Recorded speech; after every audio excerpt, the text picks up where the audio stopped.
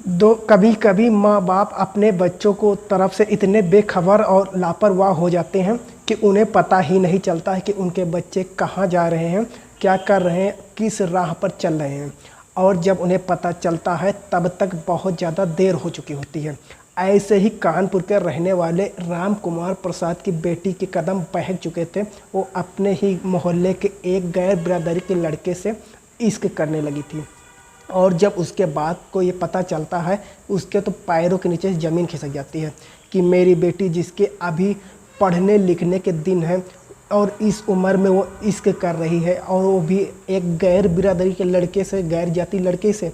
और इस बात को लेकर के वो अपने भाई से बताता है कि भाई बहुत पीड़ा में हो, बहुत दर्द में हो, मेरी बेटी बहक चुकी है, उसके कदम डगमगा चुके हैं और वो भी गैर जाति लड़के से प्यार करने लगी है, अब मैं क्या करूं। तो उसका छोटा भाई राजकुमार उसको सलाह देता है कि जल्दी से जल्दी अपनी बेटी के हाथ पीले करके उसको ससुराल भेज दो, नहीं तो हम बिरादरी में किसी को मुंह दिखाने लायक नहीं रहेंगे। और इस बात को वो स्वीकार भी कर लेता है और फिर उसकी शादी भी तय कर देता है। जब रक्षा को ये पता चलता है कि उसका चाचा उसकी शादी करवाने पर तुला है, तो फिर वो ऐसा फैसला लेती है जिस फैसले से उसके चाचा का भरा पूरा परिवार ही ख़त्म हो जाता है, उजड़ जाता है। दोस्तों, पूरी कहानी बगैर टाइम वेस्ट किए आपको सुनाने जा रहा हूँ। मैं हूँ चंदन भाई, बने रहेगा आपके साथ। 10 मिनट का समय दीजिएगा। बस आपसे यही रिक्वेस्ट करते हैं, प्लीज़ मेरे चैनल को सब्सक्राइब कर ले। जिन्होंने अभी सब्सक्राइब नहीं किया है, वीडियो को लाइक ज़रूर कर दिया करें, क्योंकि आपका एक लाइक हमारे लिए बहुत ज़्यादा महत्वपूर्ण है। तो दोस्तों चलिए पूरा वीडियो समझते हैं इस कहानी में। 5 बजे का यही कोई समय रहे होगा तो रक्षक चीखने लगती है, चिल्लाने लगती है। जैसे उसकी चीख पुकार घर वाले सुनते हैं, सारे इकट्ठे हो जाते हैं और उनको ये समझते देर नहीं लगती कि उसके चीखने की वजह क्या थी। वजह ये थी कि जिस कमरे में रक्षा खड़ी हुई थी, उस कमरे में सुनीता उसकी चाची शुद्ध गर्दन कटी हुई पड़ी हुई थी और उसके दोनों हाथ बंधे हुए पड़े हुए थे और मुंह में कपड़ा ठुसा हुआ था ताकि उसकी आवाज़ भी ना निकल सके। घर का सारा सामान बिखरा पड़ा हुआ था। लोहे की अलमारी जिसमें गहने और पैसे रखे हुए थे वो भी खुली हुई थी। सारा सामान घर का इधर उधर बिखरा पड़ा हुआ था। जैसे ये घर वाले ये हालत देखते हैं तो घर की मुखिया जो कि अपनी दुकान पे थे, वो उनको फ़ोन करते हैं राजकुमार। और जब वो घर आते हैं तो उनकी देख करके कलेजा मुँह कर आ जाता है। अपने घर का ये हालत जब उन्होंने देखी तो आनंद फानंद में पुलिस को फ़ोन कर देते हैं, लेकिन पुलिस थी कि आने का नाम ही नहीं ले रही थी। पत्नी को इस हालत में पड़े हुए देखते हो तो अपनी तसल्ली के लिए वो हॉस्पिटल ले जाते हैं। हॉस्पिटल में जब वो डॉक्टर उसकी पत्नी को देखते हैं तो मरा हुआ साबित कर देते हैं।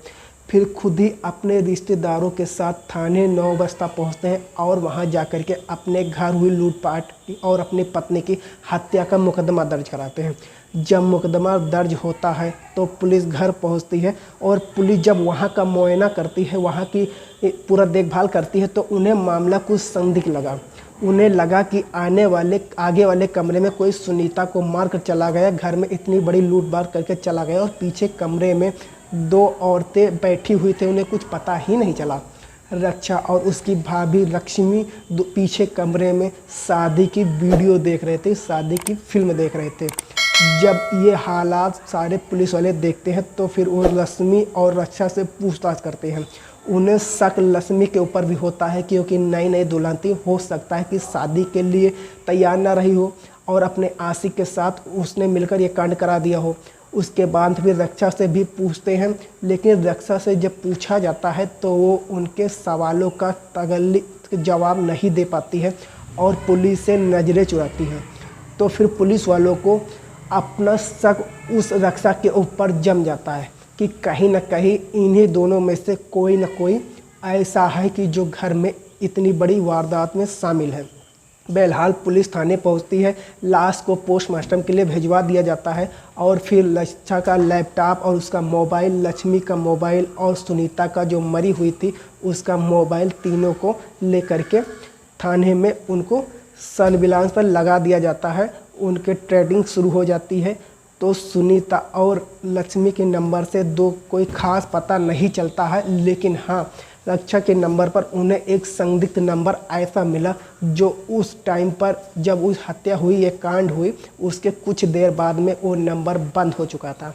पुलिस की नज़र पर उस नंबर पर जम जाती है। जब उसकी डिटेल्स निकाली जाती है तो फिर वो नंबर मोहल्ले के रहने वाले एक सतेंद्र नाम के लड़के का निकलता है। फिर जब उस नंबर के डिटेल पूरी छान बिछान किया जाता है कि इस नंबर पर किस पे बातचीत हुई, किस पे मैसेज हुए, तो पता चलता है कि वो नंबर लक्षा का था।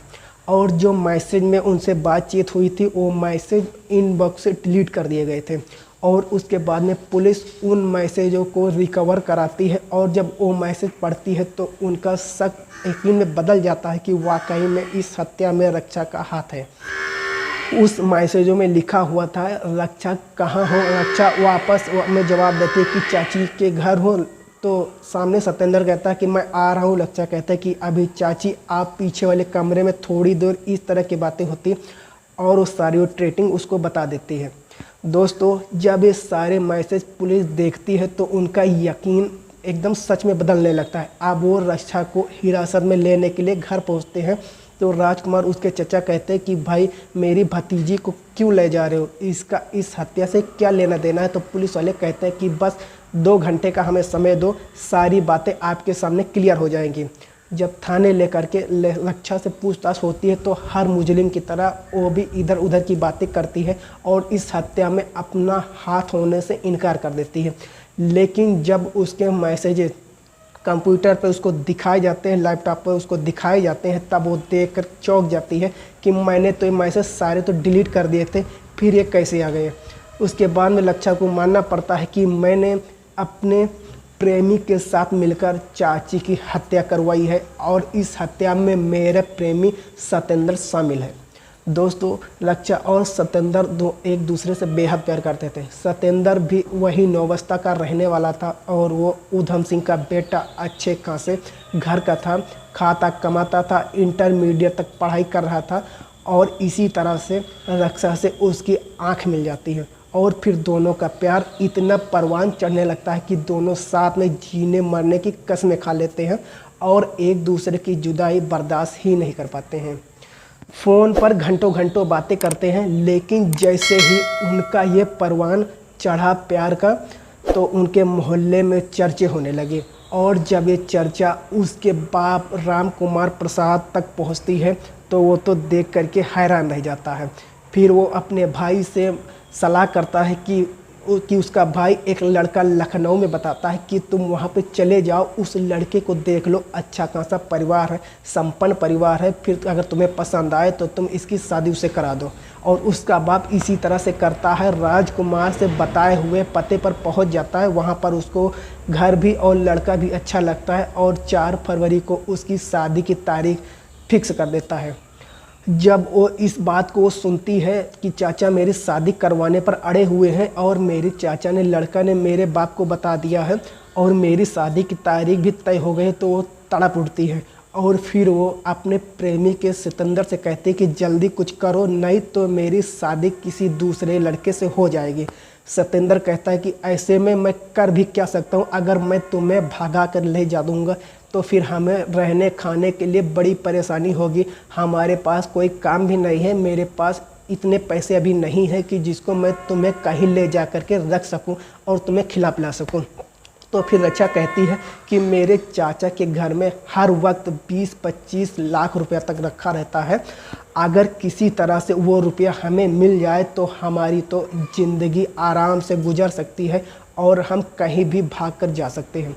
और दोनों इसी प्लानिंग पर काम करने लगते हैं। रक्षा चाहती थी कि कोई खून खराबा भी ना हो और चाचा के घर से 20-25 लाख रुपए मेरे हाथ भी लग जाते हैं। अब वो हर वक्त इसी जुगाड़ में लगी रहती है कि किसी भी टाइम चाचा का घर खाली मिले और वो उन पैसों को हाथ साफ कर दे, लेकिन उसे मौका ही नहीं मिल रहा था। फिर उसने कहा कि सत्येंद्र ऐसे काम नहीं चलेगा, मैं अपनी भाभी रश्मि को पीछे कमरे में किसी हीले में लगा लूँगी, किसी काम में लगा लूँगी और तुम घर आ जाना और वहाँ पर आकर तुम लूट मार करके चले जाना। अगर इसके लिए तुम्हारे आगे कोई भी आए उसको मौत के घाट उतार देना, मेरा बेलहाल तुम्हारे पैसे यहाँ से तुमको ले जाना है। और प्लानिंग के मुताबिक रक्षा दिन में दोपहर को 1 बजे अपने चाचा के घर पहुँचती है अपने लैपटॉप लेकर के, और फिर अपने भाभी को उसकी शादी की वीडियो दिखाती है, पीछे कमरे में ले जाती है और उसकी आवाज़ को तेज़ कर देती है। और फिर रक्षा और सत्येंद्र की ऐसे में बातें होती हैं। सत्येंद्र जब घर में पहुंचता है जब, तो रक्षा की चाची काम तमाम करके और वहां से लूट करके अलमारी से पैसे निकाल करके और गहने निकाल करके वापस चला जाता है, और फिर उसको मैसेज करके कहता है कि काम हो चुका है।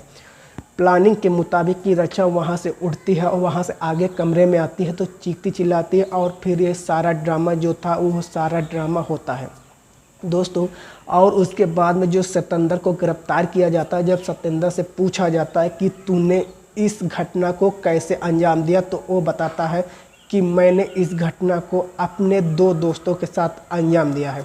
मेरे इस कांड करने में मेरे दोस्त भी शामिल थे। पहले तो मैं अपने दोस्तों को रक्षा की चाची के घर भेजता हूँ, जब रक्षा की चाची उनके हाथापाई पर उतर आती है फिर मैं भी अंदर चला जाता हूँ, क्योंकि रक्षा की चाची सुनीता मुझे पहचानती थी, तो मैंने सोचा कि अब इसको ज़िंदा छोड़ना ठीक नहीं है, और मैं उसका कत्ल कर देता हूँ, उसका मर्डर कर देता हूँ, और मैं वहाँ से सारे गहने और सारा पैसा ले करके मैं अपने दोस्तों के साथ भाग जाता हूँ। सारी स्टोरी, सारी कहानी पुलिस के सामने थी। रक्षा और सत्येंद्र ने अपना जुर्म कबूल कर लिया था, अब कोई भी शक की गुंजाइश नहीं रह गई थी। जब उसके चाचा राजकुमार ने ये देखा कि बेटी के पास आके कहते हैं कि मैंने ऐसा कौन सा गलत काम किया था कि जो तूने मुझसे ऐसा बदला लिया कि मेरा घर परिवार ही ख़त्म कर दिया। मैं तो तेरे भले के लिए ही कर रहा था। कोई भी माँ बाप किसी भी बच्चों का बुरा नहीं सोचते, अपने बच्चों के लिए अच्छा ही सोचते हैं। तूने गैर बिरादरी के लड़के से इश्क किया, उससे प्यार किया, उससे शादी करना चाहती थी, लेकिन समाज हमें क्या कहता, समाज तो हमें धुतकारता, तो इसी वजह से हम तेरी शादी कराना चाहते थे, और तूने बदले में हमें ये सिला दिया कि अपनी चाची का ही कत्ल कर दिया और घर में रख के सारे पैसे लूट लिए। उसके बाद में फिर दोनों को अदालत में पेश किया जाता है, जहां से सत्येंद्र और रक्षा को जेल भेज दिया जाता है। तो दोस्तों ये थी हमारी आज को दिल दहला देने वाली कहानी, जो कि एक भतीजी ने अपने चाचा का घर परिवार ही ख़त्म कर दिया। तो दोस्तों कहानी कैसी लगी? अगर ज़रा सा भी अच्छी लगी हो तो वीडियो को लाइक कर दीजिएगा, चैनल पर नए हैं तो चैनल को सब्सक्राइब कर दीजिएगा। हम मिलते हैं दूसरे कहानी के साथ। तब तक के लिए जय हिंद, वंदे मातरम।